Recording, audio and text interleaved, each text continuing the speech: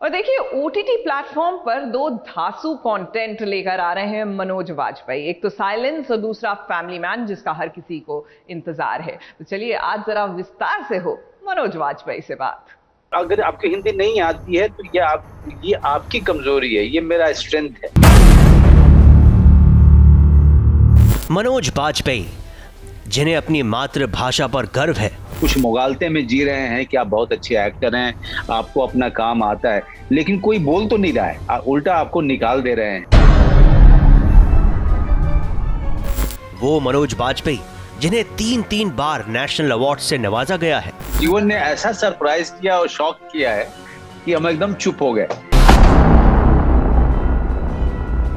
वो मनोज जो एक अच्छे फैमिली मैन भी है। नेशनल स्कूल ड्रामा में मैं जाना चाहता था और पहली बार में जब रिजेक्शन हुआ था तो मैं सच में 1 महीने के लिए 2 महीने के लिए साइलेंट ही हो गया था।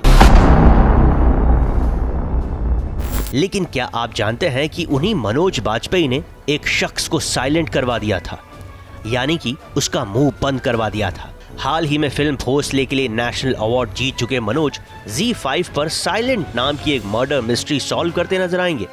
तो चलिए बिना देर किए बताते हैं कि what happened when SBS originals met Manoj Vajpayee.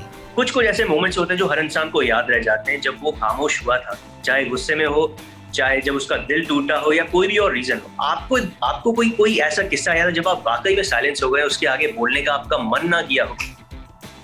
देखिए, हमारा जीवन ऐसा रहा है कि ज्यादातर ऐसे मौके बहुत हैं जहाँ पे आदमी चुप हो गया है। हमारे जीवन में ज्यादातर ऐसे ही मौके आए हैं कि जीवन ने ऐसा सरप्राइज किया और शॉक किया है कि हम एकदम चुप हो गए। अब शुरुआती दौर में जब नेशनल स्कूल ड्रामा में मैं जाना चाहता था और पहली बार में जब रिजेक्शन हुआ था तो मैं सच में 1 महीने के लिए 2 महीने के लिए साइलेंट ही हो गया था। कुछ मुंह से नहीं निकल रहा था कि पता नहीं चल रहा था कि मैं करूंगा तो क्या करूंगा। ऐसे ही मुंबई शहर में जब हम आए थे तब ऐसे बहुत सारे मौके आए शुरुआती दौर में जब आदमी बिल्कुल साइलेंट हो जाता, मतलब रिजेक्शन और loss, these are the things that actually make you go completely silent. You really don't know whether आप जो अपने बारे में सोचते हैं, अपने एक्टर के बारे में सोचते हैं, वो सही है कि नहीं है, या ऐसे ही आप कुछ मुगालते में जी रहे हैं कि आप बहुत अच्छे एक्टर हैं, आपको अपना काम आता है, लेकिन कोई बोल तो नहीं रहा है, उल्टा आपको निकाल दे रहे हैं, आपको ले नहीं रहे हैं। आपने एक होटल के मैनेजर को साइलेंट किया था, वो ऐसे कि एक जाते हुए होटल से जाते हुए जब उन्होंने पूछा सर आपका फीडबैक, तो आपने वो फीडबैक हिंदी में लिखा था और उन्होंने बोला था कि sir can you please right it in English, तो आपने कुछ तो उन्हें आंसर दिया था। क्या ये सही बात है कि वो चुप हो गए थे? ऐसा कुछ किस्सा हुआ था? नहीं, मैंने उनको कहा था कि भाई अंग्रेजी अगर आपको हिंदी नहीं आती है तो ये आपकी कमजोरी है, ये मेरा स्ट्रेंथ है। तो तो उस पे वो बेचारे चुप हो गए थे, क्योंकि हिंदी आना जो है, मुझे लगता है अगर मैं हिंदी फिल्म में काम करता हूँ या मैं नॉर्थ इंडिया में जहाँ हिंदी बोली जाती है वहाँ पे वो मेरी स्ट्रेंथ है, वो मेरी कमजोरी नहीं हो सकती है।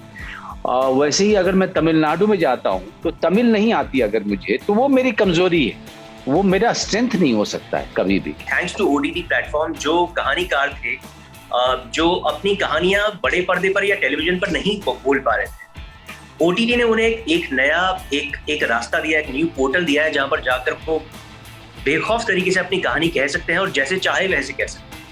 नहीं, बिल्कुल। और आप देखिए इस पूरे जब से OTT आया इस हिंदुस्तान में, जितने तादाद में आपको डायरेक्टर्स और साउंड रिकॉर्डिस्ट और आपको कैमरामैन, एक्टर्स, एक्ट्रेसेस, जो इतने टैलेंटेड लोगों की भरमार हो गई है, वो अगर OTT नहीं होता तो फिल्मों में इनको जगह नहीं मिलती।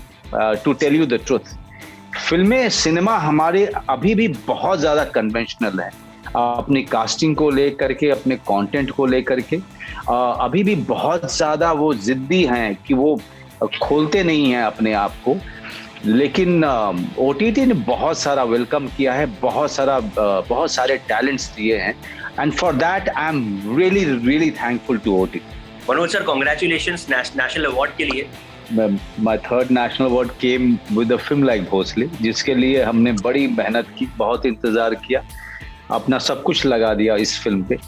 और जब उस तरह के काम को आपको इस तरह की इज्जत मिलती है तो सब कुछ ऐसा लगता है, then everything was all right, then everything gets justified. जाते जाते मनोज ने यह भी बताया कि द फैमिली मैन का अगला सीजन जल्द ही दर्शकों के सामने आने वाला है, और वो जब भी आएगा तो उससे जुड़ी सारी खबरें आपको देखने को मिलेगी सिर्फ यहाँ, और कहाँ। Raj Dikshit, ABP news, Mumbai.